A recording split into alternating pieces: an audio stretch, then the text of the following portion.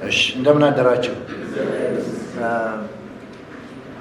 ሁለቱም መዝሙሮችን ህይወታችን ቢሆኑ አሁን እዚህ ጋር የምሰብከው ዛሬ ምንም እንትኑ በእኛ ላይ የሚኖረው ጫና በጣም አነስተኛ ነበር የሚሆነውና ውድቀትን እንደ ድል ወደ ክርስቶስ ለመጠጋት እንደ ድል ከቆጠር ነው ከሁሉም በላይ ኢየሱስ ከሆነ ይሄ ደግሞ ህይወታችን ከሆነ ሁሉ ቀን ፍርሃትና ሀፍረት ቦታ አይኖራቸውም እና እንደዘመር ነው እንደምንለው መኖር ብንችል መኖርም ከቻለን እነዚህን ዛሬ ማካፈላችሁ በእኛ ላይ የሚኖራቸው ተጽዕኖ ወይም አነስተኛ ነው ወይም በጣም ጥቂት ነው የሚሆነው ወይም አልፎ አልፎ ነው የሚሆነው እና እግዚአብሔር ይባርካችሁ። መዝሙር የዘመራችሁት ከመልእክቴ ጋር ስለሚሄድ ነው። ወደ መልእክቴ ከመሄደ በፊት ግን አንድ መልእክት አለ። በረከት የዚህ የቤዛ ባፕቲስት ቤተክርስቲያን አባል አሁን ያለው ዱባይ ነው እና ሰላምታ አቅርቦላችኋል። በረከት ነው አይደለም ሙሉ ስም እና እዛም የሄደበትም እየተሳካለት ነው፣ ስራም ጥሩ ነው ብሏል። ምንም ደህና ነው፣ በሁሉም ነገር ደህና ነው እና ሰላምታ አቅርቦላችኋል።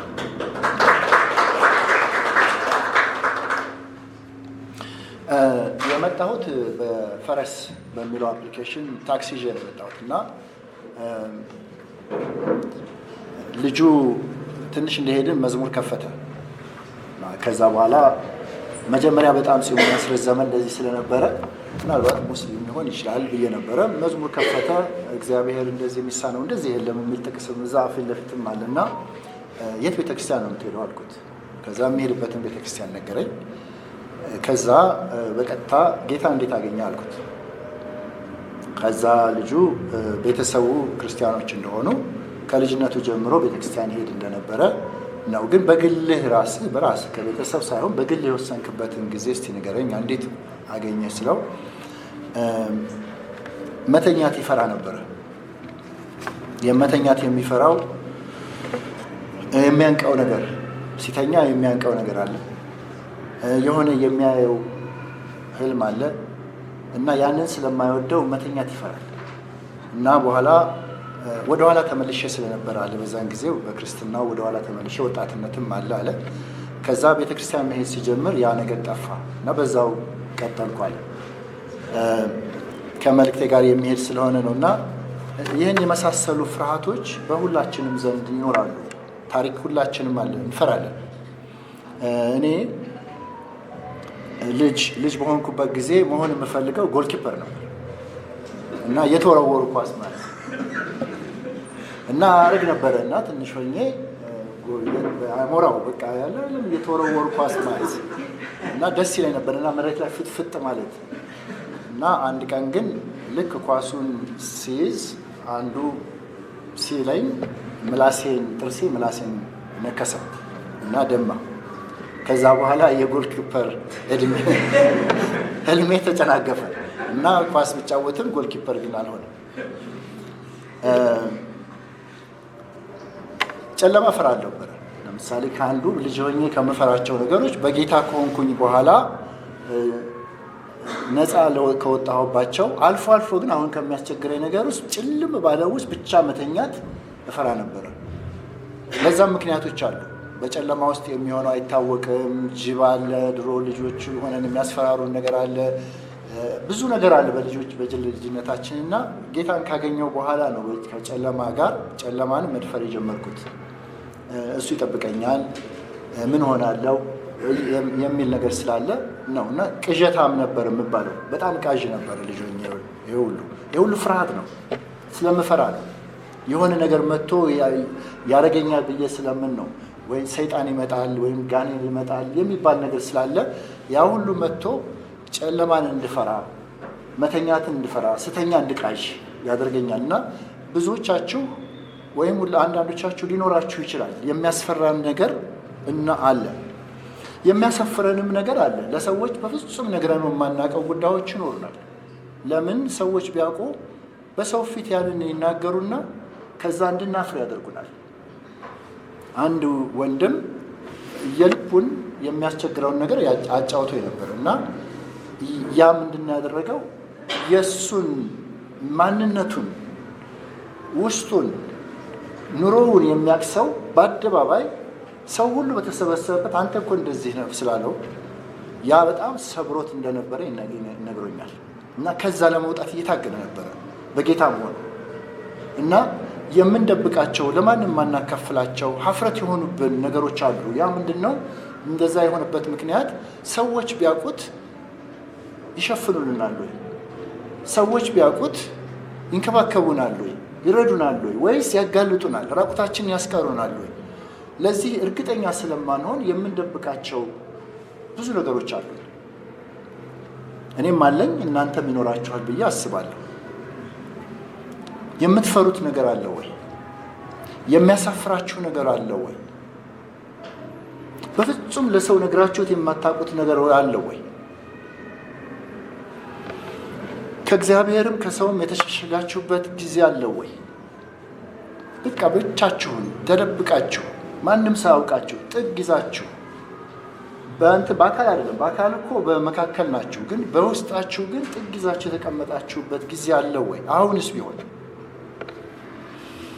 አትረባም አንተም ብሎስ ባይሳካልስ የሚሉ ድምፆች ይሰሟችኋል ወይ? አንድን ነገር ለመስራት ስትፈልጉ ማድረግ ስትችሉ መናገር ስትችሉ ግን እነዚህ ድምፆች ማድረግ የምትፈልጉትን እንዳታደርጉ መናገር የምትፈልጉትን እንዳትፈልጉ ያደርጓቸዋል። ፍርሃትና ሀፍረት እግራችንን አስረው አንገታችንን አስደፍተው እንዳንንቀሳቀስ ያደርጉናል። እውነት እያለን ዝም እንድንል ያደርጉናል። ወንጌል ለመስበክ በድፍረት የማንችለው አንዱ ስለምናፍር ሳይሆን ስለምንፈራ ነው። አንዳንድ ጊዜም ስለምናፍርም ሊሆን ይችላል። ምክንያቱም ከኛ የበለጡ ሰዎች በእውቀትም አንቱ የተባሉ ሰዎች ፊት አሁን ወንጌልን ለመናገር የሚያስንቀን ይመስልናል። እኔ ደብረ ብርሃን በነበርኩበት ጊዜ አንድ ወንድም በዛው በአውራጃው አስተዳዳሪ ፊት ተይዞ ቀረበና ያለው ምንድን ነው?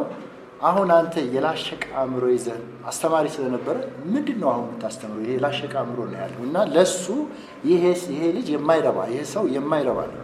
በምን በማመኑ ክርስቶስን በማወቁ ብቻ ግን ከሰው ያነሰ አድርጎ ነው የሚቆጠረው። ይሄንን ያለውም ደግሞ በሰው ፊት ነው እና እውነት ግን አለ። እውነትን ግን መናገር የማንችለው ወይም ስለምንፈራ ወይንም ስለምናፍር ነው። ወንጌልን መናገር እንዳንችል ደፍረን የሚያደርገን እነዚህ ናቸው። መውደቅን እንደ ውርደት እንደ መሸነፍ እንቆጥረዋለን። ደስ ያለኝ አንደኛው ክፍል ላይ መጀመሪያ የዘመሩት መዝሙር ላይ መውደቄ ለበረከት እንደሆነ ነው የዘመሩት። መውደቃችን ወደ ክርስቶስ ያስጠጋኝ ነው፣ መውደቄ ክርስቶስን እንደወደው እሱም ደግሞ እንዲወደኝ ነው ያደረገው የሚል መሆኑ ነው ደስ ያለኝ። ግን ውድቀትን መቀበል ያስቸግረናል፣ ያሳፍራል እኮ መውደቅ። ለምሳሌ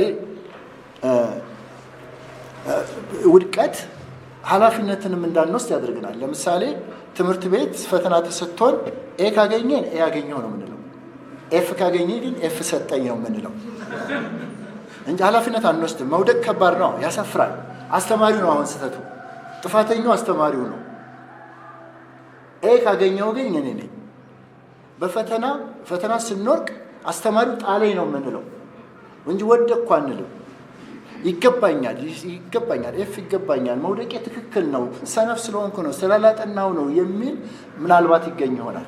ግን አብዛኞቻችን ስንወድቅ ተጠያቂነትን ወደ ሌላ ነው የምናሻግረው። ዕቃ ሲሰበር፣ ብርጭቆ ቢሰበር ብርጭቆው ተሰበረ ነው የምንለው። ብርጭቆው ሊሰበር ሲል ካዳነው ግን አዳንኩት ነው የምንለው። ለምን? መሸነፍ መውደቅ ያሳፍራልና ነው። ለምን? ወይንም ደግሞ ያስቀጣል፣ ዋጋ ያስከፍላል። ስለዚህ ከውድቀት እንዳንማር ያደርገናል ፍርሃት፣ ሀፍረት። የሚገርመው ግን በመጀመሪያ ፍርሃትና ሀፍረት የመጡት ጦርነት ኖሮ አይደለም፣ ወይንም ደግሞ ትልልቅ አራዊቶች ስለሚያስደነግጡ አይደለም። ዘፍጥረት ምዕራፍ 2ን ስታነቡ አራዊቶች በሙሉ እንስሳቶች በሙሉ በአዳም ፊት አልፈዋል። እንግዲህ አስቡት፣ የሚያስፈሩ ሊባሉ የሚናከሱ የሚተናኮሉ እነዚህ ሁሉ ዛሬ የምንላቸው በፊቱ አልፈዋል። አዳም አልፈራም፣ ስም ነው ያወጣላቸው። ግን ፍርሃት እና ሀፍረት የመጡት ሰውና እግዚአብሔር በተነጋገሩበት ጊዜ ነው። በዛ መካከል ነው የመጣው እና ይህንን ነው ዛሬ እንድናይ የምንፈልገው። በዛ ውስጥ እንድንኖር ሳይሆን ከዛ ነፃ እንድንወጣ ነው። ከሀፍረትና ከፍርሃት እንድንወጣ ነው። ዘፍጥረት ምዕራፍ 3 ከቁጥር 1 እስከ 13 ያለውን እናነባለን አብረን። መጽሐፍ ቅዱስ የያዛችሁ አብራችሁ በየትኛውም መንገድ ቢሆን ከኔ ጋር አብረን እናነብና እንጸልይና ወደ ዋናው መልእክቴ እሄዳለሁ። እንደዚህ ነው የሚለው። እባብ በዚህ በአዲሱ መደበኛ ትርጉም ነው የማነበው እኔ። እባብ እግዚአብሔር አምላክ ከፈጠራቸው የዱር አራዊት ሁሉ ተንኮለኛ ነበረ። ሴቲቱንም በእርግጥ እግዚአብሔር በአትክልቱ ስፍራ ካሉ ዛፎች ከማናቸውም እንዳትበሉ ብሏልን? አላት። ሴቲቱም እባቡን እንዲህ አለችው፣ በአትክልቱ ስፍራ ካሉት ዛፎች ፍሬ መብላት እንችላለን። ነገር ግን እግዚአብሔር በአትክልቱ ስፍራ መካከል ከሚገኘው ዛፍ ፍሬ እንዳትበሉ እንዳትነኩትም፣ አለበለዚያ ትሞታላችሁ ብሏል። እባቡም ሴቲቱን እንዲህ አላት፣ መሞት እንኳን አትሞቱም። ከፍሬው በበላችሁ ጊዜ ዓይናችሁ እንደሚከፈትና መልካምና ክፉን በማወቅ እንደ እግዚአብሔር እንደምትሆኑ እግዚአብሔር ስለሚያውቅ ነው። ሴቲቱ የዛፉ ፍሬ ለመብል መልካም፣ ለዓይን የሚያስደስትና ጥበብን ለማግኘት የሚያጓጓ እንደሆነ ባየች ጊዜ ከፍሬው ወስዳ በላች። ከእርሷም ጋር ለነበረው ለባሏ ሰጠችው፣ እርሱም በላ። የሁለቱም ዓይኖች ተከፈቱ፣ ራቁታቸውን መሆናቸውንም ተገነዘቡ። ስለዚህ የበለስ ቅጠል ሰፍተው አገለደሙ። ቀኑ መሸትሸት ሲል እግዚአብሔር አምላክ በአትክልቱ ስፍራ ሲመላለስ አዳምና ሔዋን ድምፁን ሰምተው ከእግዚአብሔር አምላክ ፊት በዛፎቹ መካከል ተሸሸጉ። እግዚአብሔር አምላክ ግን አዳምን ተጣርቶ የት ነህ አለው። አዳምም ድምፅህን በአትክልቱ ስፍራ ሰማሁ፣ ራቁቴን ስለሆኑ ፈራው፣ ተሸሸኩም ብሎ መለሰ። እግዚአብሔር ራቁትህን መሆንህን ማን ነገረ? ከእርሱ እንዳትበላ ብዬ ካዘዝኩ ዛፍ በላህን? አለው። አዳምም ይህቺ ከኔ ጋር እንድትኖር የሰጠኸኝ ሴት እርሷ ከዛፉ ፍሬ ሰጠችኝና በላሁ አለ። እግዚአብሔር አምላክ ሴቲቱን ይህ ያደረግሽው ምንድን ነው አላት። እርሷም እባብ አሰተኝና በላው አለች። ቁጥር 21 ብቻ አነበዋለሁ። ከዛ በኋላ እግዚአብሔር አምላክ ከቆዳ ልብስ አዘጋጅቶ አዳምና ሚስቱን አለበሳቸው ይላል። እንጸልይ።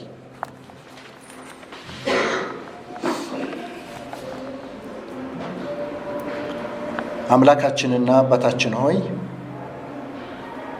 በዚህ ቦታ እንድንገኝ ቃልህንም ደግሞ እንድንሰማ እንድናሰላስል ፈቃድህ ስለሆነ እናመሰግናለን።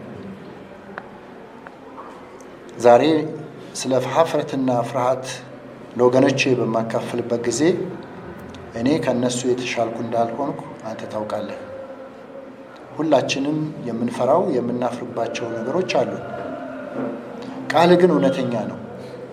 ከዚህ ቃል እኔም ወገኖችን ተምረን ነፃ እንድንወጣ መንፈስ ቅዱስህ እንዲያስተምረንና እንዲረዳን እንለምናለን።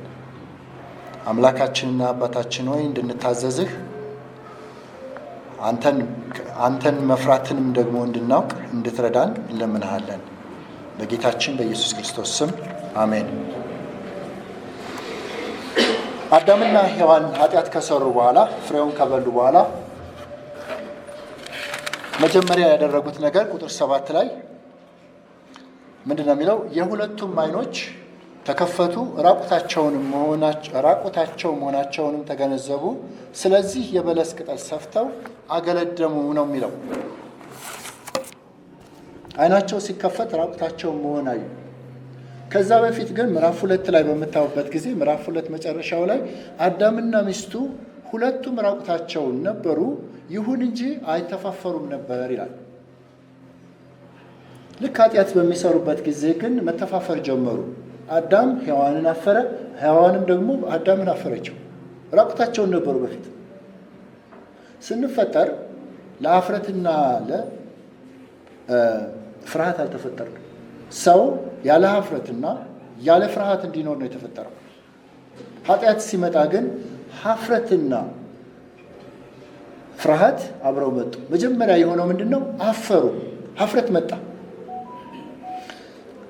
ታስታውስ እንደሆነ እግዚአብሔር እንስሳቶቹን ሁሉ ካሳለፈ በኋላ በአዳም ፊት ምን ይላል? ስም ካወጣላቸው በኋላ ለአዳም ግን እንደሱ የሚመስለው አልተገኘለትም። ረዳት ሊሆነው ከእንስሳቶቹ መካከል ስላልተገኘለት እግዚአብሔር እንቅልፍ ጥሎበት ሔዋንን ሲያመጣ ዓይኑ ወከክ ብሎ ምንድን ነው ያለው? ይቺ አጥንቴ አጥንት ከስጋም ስጋዬ ነች ነው ያለው። ራቁቷን እኮ ነች። ለመልካም ነገር የተፈጠረው ነገር ግን አሁን ለመተፋፈር ሆነ። ሀፍረት ከኃጢአት ጋር ነው የመጣው። በዚህ ግን አልቆመም።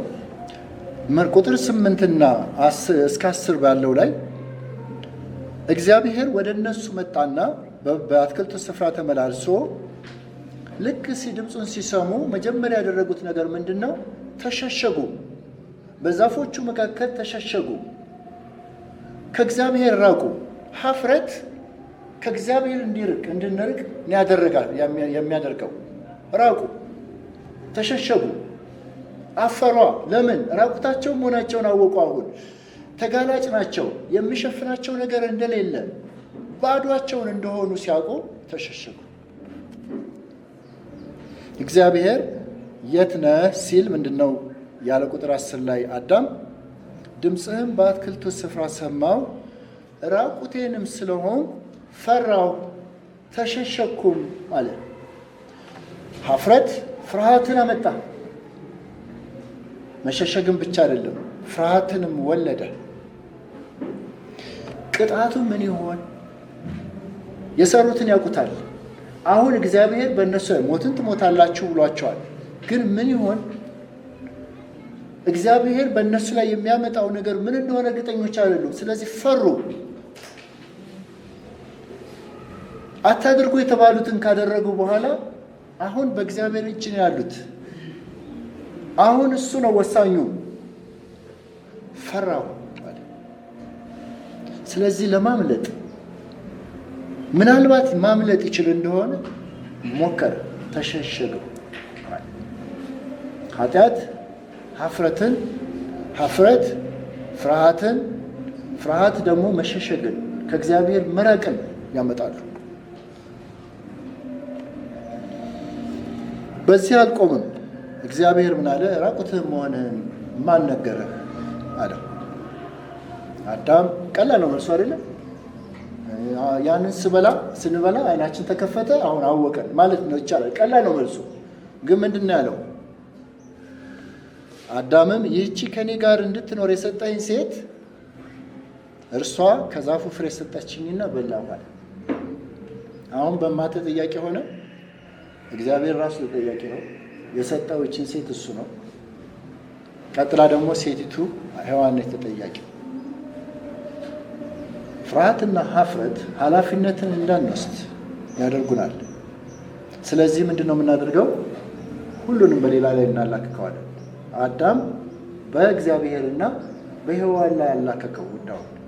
ለዚህ ሁሉ የበቃሁት አንተ ይህችን ሴትዮ ሰጥተኸኝ ነው፣ እሷ ደግሞ ፍሬዋን ስለሰጠችኝ ነው ያለው። እግዚአብሔር ደግሞ እንደገና ሔዋንን አንቺ ደግሞ ምንድን ነው ያደረግሽው ሲላት፣ እሷ ደግሞ እባብ አሳተኝና በላው አለች።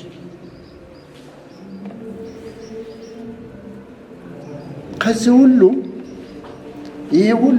ይሄ ከሆነ በኋላ ከዚህ ጊዜ ጀምሮ በሰው ልጅ ላይ ሁሉ ሀፍረትና እፍረት አብረውታል። ክርስቲያንም ብንሆንም ባንሆንም የሰው ልጅ ሁሉ በሀፍረትና በፍርሃት ነው የሚኖረው። በቃ እንትናችን ሆኗል፣ ከኛ ጋር ሆኗል። ዛሬም ኃጢአት ስንሰራ እናፍራለን፣ እግዚአብሔርን እናፍራለን፣ ሰውንም እናፍራለን። ቢያቅብን እንፈራለን፣ ምክንያቱም ፍርድ ይመጣል። አማልክትን ሰዎች ይፈራሉ፣ እግዚአብሔርን ሰዎች ይፈራሉ። ሰዎችን ይፈራሉ። ኃላፊነትን ግን ለመውሰድ እንቸገራለን። ኃጢአት በሰራ ነው ራሳችን ሆነን እያለን ወደ ሌላ ደግሞ እናላክካለን። ሀፍረት በሁለት መንገዶች ይመጣል። አንዱ ራሳችን በሰራ ነው ኃጢአት ነው። ሌላው ሌሎች ሰዎች በእኛ ላይ በሰሩት ኃጢአት ነው። ሌሎች ሰዎች በእኛ ላይ በሰሩት ኃጢአት ሀፍረት ይመጣል። ተገደው የሚደፈሩ ሴቶች ያፍራሉ። ተጠቂ እኮ ናቸው። ምንም እኮ አላደረጉ። ምንም ክፉ ነገር አልሰሩ። ማን የሰራባቸው? ሌላ ሰው ነው ይሄን የሰራባቸው። ኃጢአተኞች ኃጢአት ሰሩባቸው። ስለዚህ ማን ነው የሚያፍረው? ግን እነሱ ናቸው የሚያፍሩት። በሀፍረት ውስጥ ይኖራሉ። መናገር አይችሉም። አይወጡም እኮ ብዙዎቹ። በጣም ተደፋፍረው ጥቂት እባካችሁ ተብሎ ትንሽ ተጎትኩቶ ምናልባት የሚወጡ ካሌሉ በስተቀር የሆዴን በሆዴ ብለው ይዛሉ። እነሱ ብቻ አይደለም የሚያፍሩት፣ ቤተሰቦቻቸው ሁሉ ያፍራሉ። ምን አረጉ? ምንም።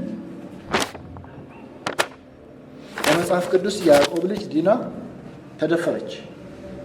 ሀፍረቱ በማን ላይ ሆነ? በእሷ ላይ ብቻ እኮ አይደለም፣ በቤተሰቡ ላይ ሁሉ ነው። ስለዚህ ምን አረጉ? ወንድሞቿ ተበቀሉ፣ ያንን ሀፍረት ለማስወገድ። በመካከለኛው ምስራቅ በአንዳንድ ሀገሮች አሁን ቀርቶ ሊሆን ይችላል፣ በቤተሰብ ውስጥ ሀፍረትን ያመጣን ሰው ያስወግዳሉ እስከ መግደል ድረስ። አሁን ቀርቶ ሊሆን ይችላል፣ ግን በባህላቸው አለ።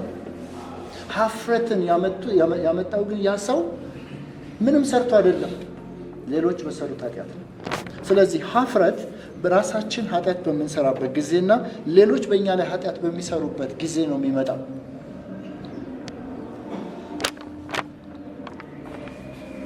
ሁለቱም አንገታችንን ያስደፉናል፣ ቀና ብለን እንድንሄድ አያደርጉንም፣ ከእግዚአብሔርና ከሰዎች ያርቁናል፣ ብቻችንን እንሆናለን፣ ራቁታችንን የሆን ይመስለናል። ስለዚህ ዝም ያሰኘናል። ዝም ያሰኘናል።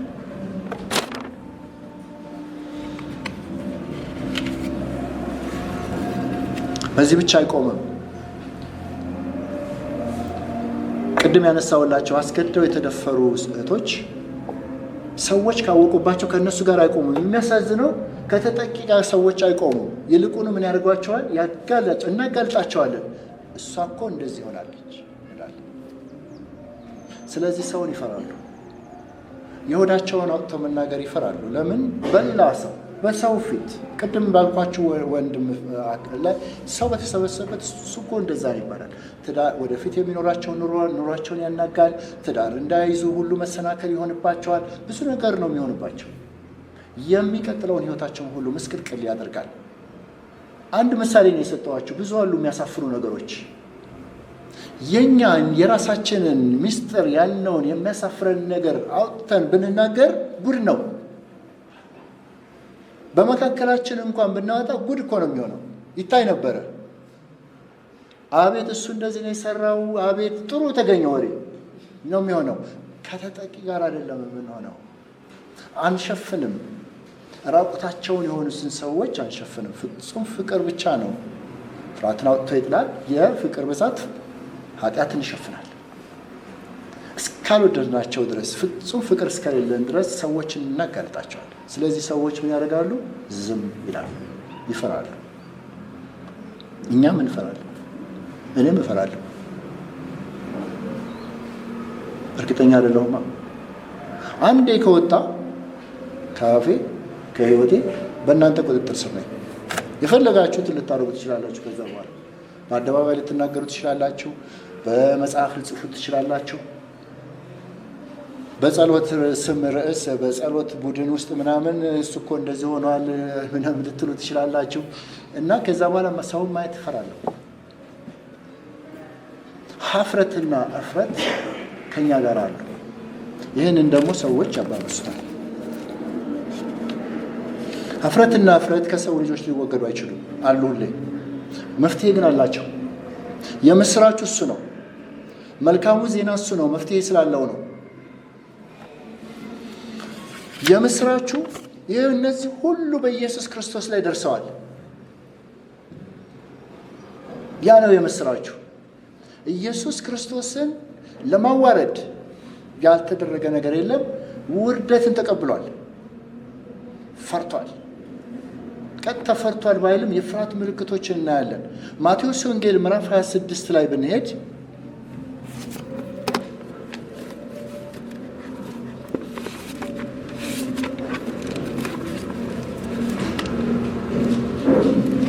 ማቴዎስ ወንጌል ምዕራፍ 26 የመጨረሻው ኢየሱስ መጨረሻው ሕይወቱ በዚህ ምድር ላይ የነበረው ሕይወቱ ማብቂያ አካባቢ ላይ ነው።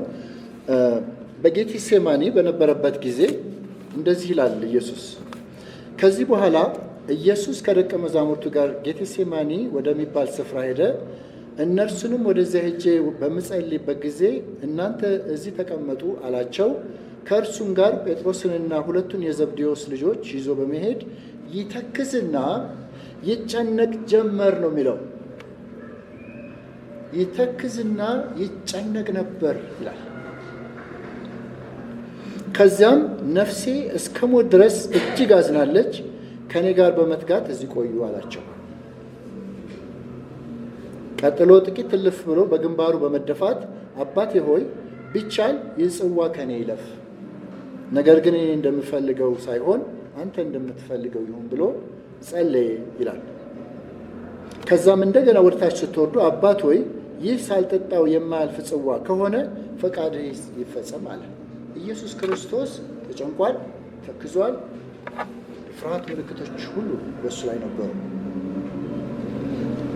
የምስራች እሱ ነው። ጌታችን ኢየሱስ ክርስቶስም እኛ የምንለው ከእኛ ከምንለው እጥፍ በእሱ ላይ ደርሷል። ፍርሃት ብቻ አይደለም፣ ሀፍረትም በእሱ ላይ ደርሷል። ከቁጥር 37 ላይ ብትሄዱ ቁጥር 37 ሳይሆን ቁጥር 61 ላይ ብንሄድ ይህ ሰው የእግዚአብሔርን ቤተ መቅደስ አፍርሼ በ3 ቀን ውስጥ መልሼ ልሰራው እችላለሁ ብሏል በማለት ተናገሩ። በዚያን ጊዜ ሊቀ ካህናቱ ተነስቶ በመቆም እነዚህ ሰዎች ለሚመሰክሩብህ ሁሉ ምንም መልስ አትሰጥምን አለው። ኢየሱስም ግን ዝም አለ። በሐሰት ተከሷል። እሱ ብቻ አይደለም፣ ወደ ታች ብንወርድ በዚህ ጊዜ ፊቱ ላይ እየተፉ በጡጫ መቱት ይላል። ሌሎችም በጥፊ እየመቱት ክርስቶስ ሆይ ማን ነው የመታ? እስቲ ትንቢት ንገረን አሉት። ይሄ ሁሉ እንዲያፍር ነው። የሚያሳፍር እኮ ነው። በአደባባይ እስቲ ሰው በጡጫ ይምታችሁ፣ በአደባባይ እስቲ ሰው ይትፋባችሁ፣ በአደባባይ እስቲ ሰው በጥፊ ይምታችሁ፣ በአደባባይ እስቲ አንተ ክርስቲያን ነህ እስቲ ቆይ እስቲ ይበላችሁ። ምንድን ነው የሚሰማችሁ? ያ ሁሉ ሰው ተሰብስቦ እናፍራለን። ሰፈር ስንገባ ራሱ ያሳፍረናል። ኢየሱስም ይሄ ደርሶበታል። አሽፈውበታል፣ ደጋግሞ መተውታል፣ ተገርፏል፣ ልብሱን ገፈውታል። በመጨረሻም ከወንጀለኞች ጋር ከወንበዴዎች ጋር ተሰቅሏል። ይሄ ሁሉ ውርደት ነው፣ ክብር አይደለም። ይሄ ሁሉ ውርደት ነው። ሀፍረትንና ፍርሃትንም ኢየሱስ ቀምሷል። የምስራቹ እሱ ነው። የምስራቹ እሱ ነው። የዕብራዊ ጸሐፊ ምን ይለናል? እርሱ ማነበው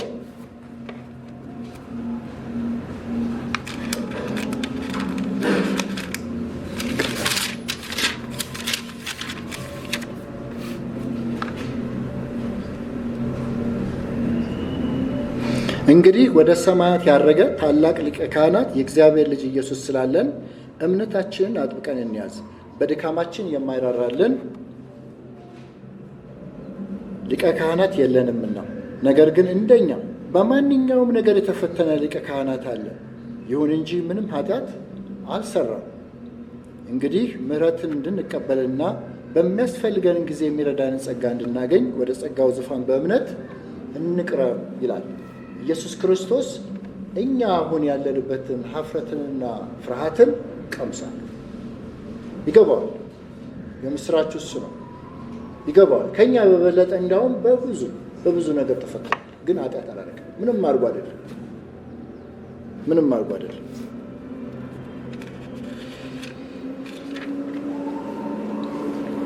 ምዕራፍ 9 ቁጥር 13 ዕብራውያን ቁጥር 13 እና 14 ላይ ስለዚህ የተጠሩት ተስፋ የሰጠውን የዘላለምን ርስት እንዲቀበሉ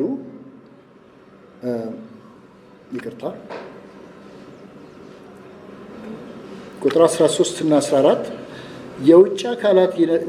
የውጭ አካላቸው ይነጻ ዘንድ በረከሱ ሰዎች ላይ የሚረጨው የፍየሎችና የኮርማዎች ደም እንዲሁም የፍየሎችና የጊደር አመድ የሚቀድሳቸው ከሆነ በዘላለም መንፈስ አማካይነት ራሱን ነውር አልባ መስዋዕት አድርጎ ለእግዚአብሔር ያቀረበው የክርስቶስ ደም ሕያው እግዚአብሔርን እንድናመልክ ሕሊናችንን ከምውት ስራ እንዴት ይበልጥ ያነጻ ይሆን ይላል። የምስራቹ እነዚህ ሁሉ በክርስቶስ ደም ይነጻሉ። የሚያሳፍሩን የሚያስፈሩን ማናቸውም ነገሮች የቀደሙ ሕይወታችን በሙሉ አሁንም ያለውን በሙሉ በኢየሱስ ክርስቶስ ደም ይነጻሉ። የኛ ኃላፊነት ወደ እሱ መቅረብ ብቻ ነው።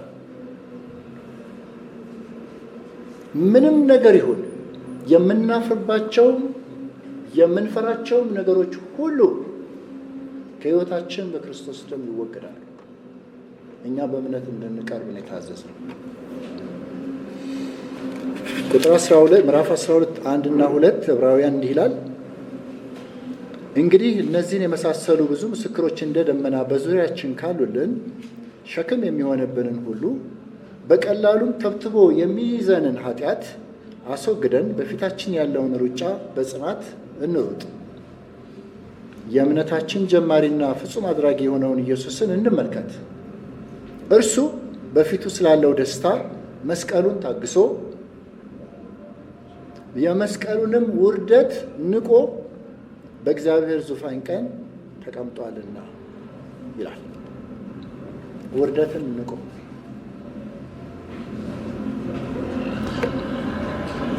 እግዚአብሔር በኢየሱስ ክርስቶስ አማካኝነት ውርደታችንን ወደ ክብር እንዲቀየር ነው ያደረገው። አዳምና ሔዋን የራሳቸውን መፍትሄ ፈልገዋል። ሲተፋፈሩ የበለስ ቅጠል ሰፍተው ለማድረግ ሞክረዋል። ሙሉ ለሙሉ አይሸፍንም እኮ። እግዚአብሔር ግን ምን አደረገ? የበግ አይደለም ቆዳ ሰፍቶ አለበሳቸው። ቆዳ አለበሳቸው። ያ የክርስቶስ ምሳሌ ነው የሚሉ የመጽሐፍ ቅዱስ አዋቂዎች አሉ። እግዚአብሔር ነውራችንንና ፍርሃታችንን ለማስወገድ ኢየሱስ ክርስቶስን ሰጥቶናል።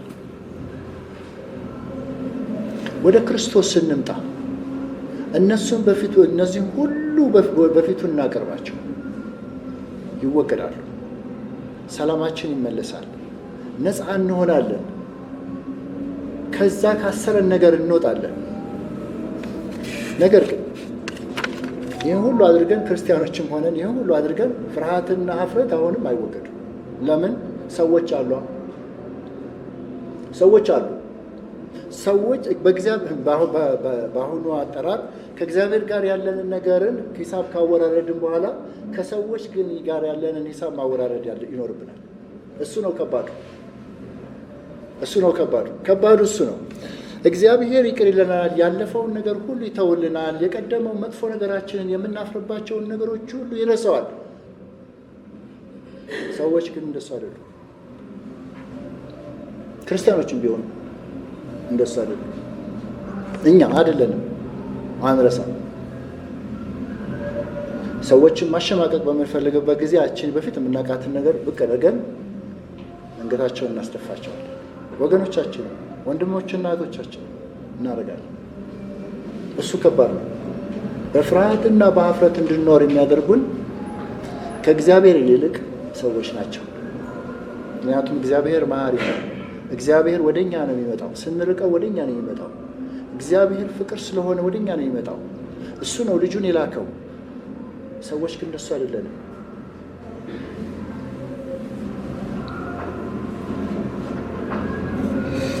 ሰዎችን የምንፈራበት ብዙ ምክንያቶች አሉ። በሰዎች ፊት የምናፍርበትም ብዙ ምክንያቶች አሉ። ለምን?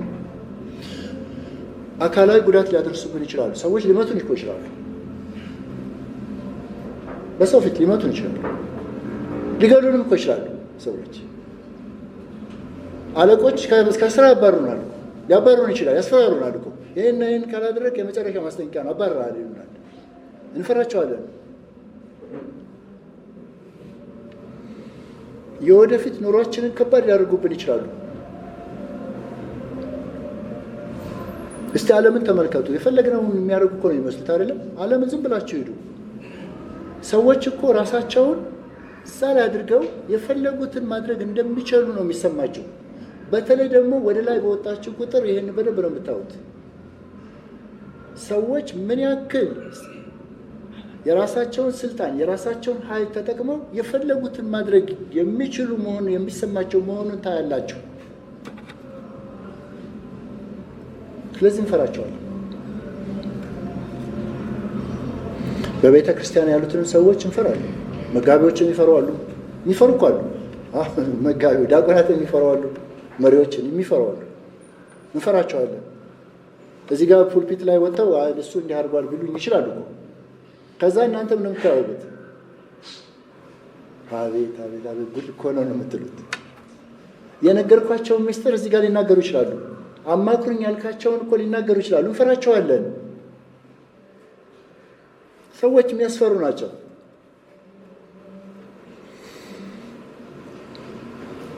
የሚረዱንን ሰዎች እንፈራቸዋለን። እርዳታቸውን ቢያቆሙስ? አዎ። ሀብት ያላቸውን ሰዎች እንፈራቸዋለን። በሀብታቸው ብዙ ነገር ሊሰሩ ይችላሉ። ፖሊስ ቀጥረው ሊያስደበድቡን፣ ሊያሳስሩን ይችላሉ። አለቆቻችን እንፈራለን፣ ብዙ እንፈራለን።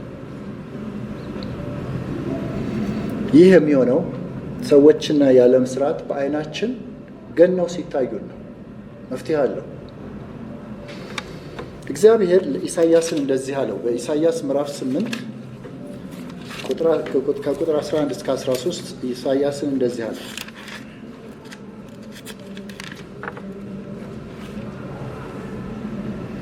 እግዚአብሔር ብርቱ እጁን በላይ አድርጎ የእነዚህን ሰዎች መንገድ እንዳልከተል አስጠነቀቀኝ፣ እንዲህም አለኝ፣ እነዚህ ሰዎች አድማ ብለው የሚጠሩትን ማንኛውንም ነገር አድማ አትበሉ።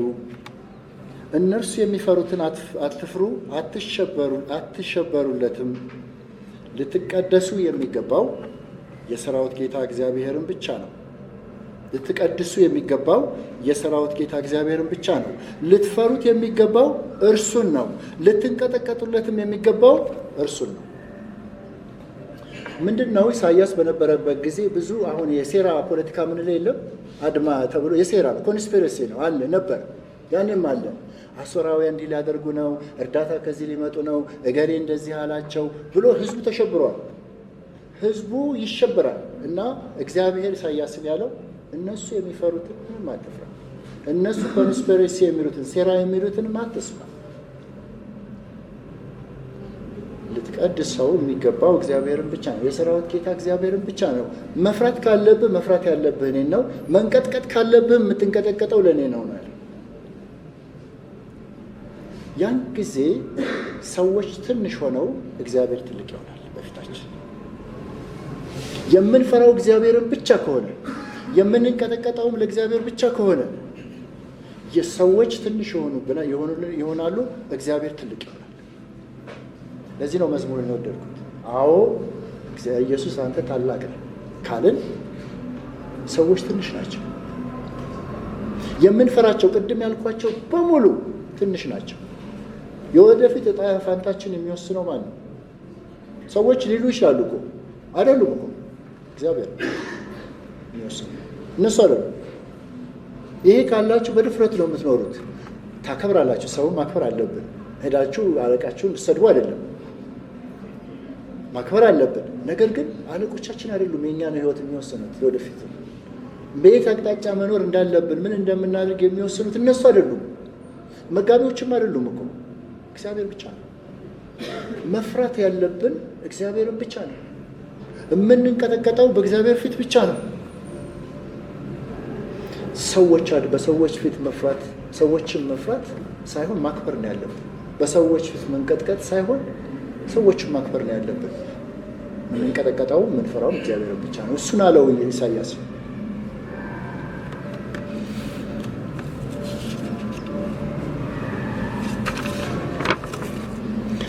በመጨረሻ የጴጥሮስን ሕይወት እንደው የታሪክና ስብከት የለም።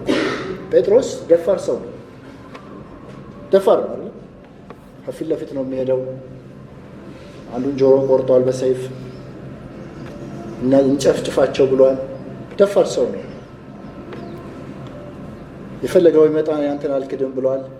ግን ምን ሆነ? 3 ጊዜ ኢየሱስን ካለው። የከዳው ለምንድን ነው? ስለፈራ ነው። ሰው እኮ ነው የፈራው። ደግሞ ባለስልጣን እኮ አይደለም የፈራው፣ ትንሽ ሰዎችን ነው የፈራው። ከዛ በኋላ ግን ዶሮ ጮኸ። ሲጮህ ምርር ብሎ አለቀሰ፣ አፈረ። ፍርሃቱ ኃጢአትን እንዲሰራ አደረገው። በኃጢአቱ ተጸጸተ፣ አፈረ። ኢየሱስ ተሰቀለ፣ ተቀበረ፣ ነገሩ አከተመ። ወደ መደበኛ እስራኤል ልመለስ ብሎ ሌሎችንም ይዞ አሳ ወደ ማጥመድ ሄደ። አሳ ሲያጠምዱ ቀኑን ሙሉ ሲደክሙ ውለው ምንም አልተገኘም። ኢየሱስ አላወቁትም።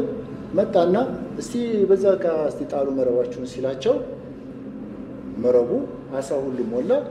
መረቡን መጎተት እስኪያቅታቸው ድረስ አሳ ሞላው። ዮሐንስ ምን አለው? ጌታ እኮ ነው ሲለው ምንድን ያደርገው? ዘሎ ልብስ ለበሰና ያወለቀውን ልብስ ለበሰና ዘሎ ወደ ባህሩ ገባ ይላል። አፈረ። አፍሮ እኮ ነው። አንደኛ ራቁቱን ነው፣ ሁለተኛ የሰራውን ያውቀዋል። ለመሸሸግ ሞከረ። ኢየሱስ ምንም አላለ። እስቲ የሚበላ ነገር እንዳላችሁ ስጡኝ አለ። አብሮ በላ። ጴጥሮስን ጠራና ጠቦቶችን መግብ፣ በጎችን ጠብቅ፣ በጎችን መግብ አለው። ለዚህ ሰው በኀፍረትና በፍርሃት ለተሞላው ሰው ይሄንን ኃላፊነት ሰጠ። አስገራሚ ነው። ይሄ ለእኔና ለእናንተም ነው። የክርስቶስ ፍቅር ለእኔና ለእናንተም ነው። በኀፍረትና በፍርሃት ለምንኖር ሰዎች እግዚአብሔር ኢየሱስ ክርስቶስ ኃላፊነት ይሰጠናል። ትልቅ ኃላፊነት። የእሱን በጎች፣ የእሱን ግልገሎች፣ የእሱን ጠቦቶች እንዲመግብና እንዲጠብቅ ኃላፊነት ሰጠ። ጴጥሮስ ከሰዎች ይልቅ የእግዚአብሔርን ታላቅነት ሲረዳ ሐዋርያት ሥራ ውስጥ ግን ታውታላችሁ ድፍረቱ። እግዚአብሔር ኢየሱስ ክርስቶስን እንዳስነሳው ትንሣኤውን አየ። የእግዚአብሔርን ታላቅነት አየ። በሐዋርያት ሥራ ምዕራፍ 5 ላይ አንዳንዶቹን ባነባቸው ደስ ይለኛል።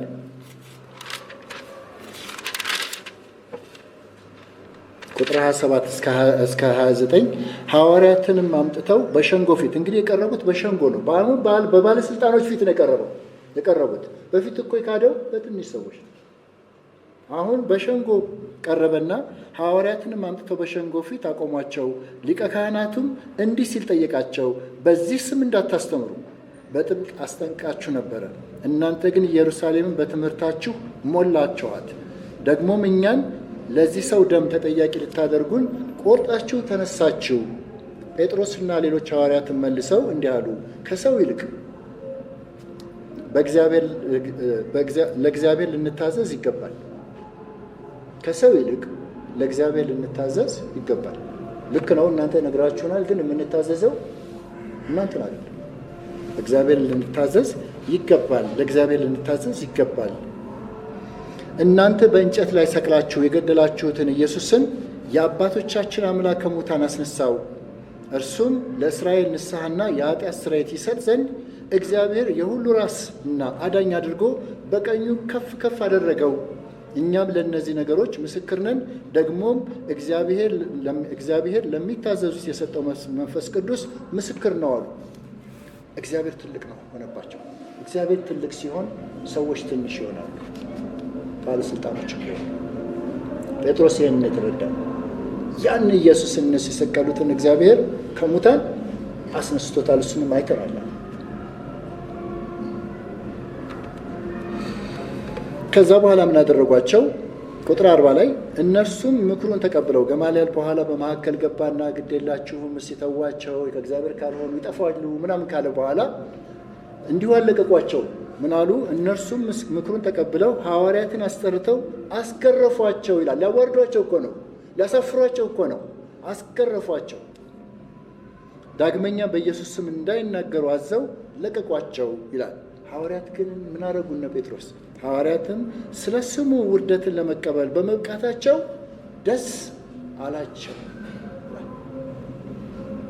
ስለ ስሙ ውርደትን ለመቀበል በመብቃታቸው ደስ አላቸው። ከሸንጎም ወጥተው ሄዱ። በየዕለቱም በቤተ መቅደስም ሆነ በየቤቱ ኢየሱስ እርሱ ክርስቶስ መሆኑን ከማስተማርና ከመስበክ ከቶ ወደኋላ አላሉም ነበር ይላል። ያ ፈሪ እና በፍረት የተሞላው ጴጥሮስ እዚህ ደረጃ ደረሰ። እኛስ? ዕብራውያን ምዕራፍ 13 ቁጥር 5 እስከ 6 እንዲህ ይላል። እርሱ ራሱ እግዚአብሔር እርሱ ራሱ አልለቅህም ከቶም አልተውህም ብሏልና፣ ስለዚህ በድፍረት ጌታ ይረዳናል እና አልፈራም፣ ሰው ምን ያደርገናል እንላለን። እንጸልይ።